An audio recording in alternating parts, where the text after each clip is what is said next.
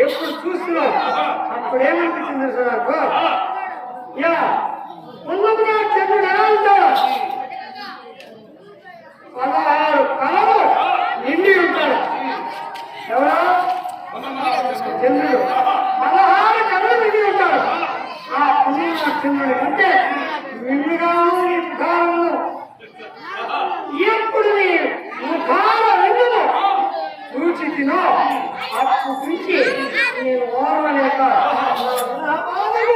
ఆడలేక yeah మన్నుదిని పుస్తకాలు నా యమున అరివు అరివు అరివు అరివు ఆయన ఎవరు మాట్లాడుతున్నాడు కాబట్టి వాళ్ళని నివారించి మొదటి వచ్చి నా కోరిక తీర్చి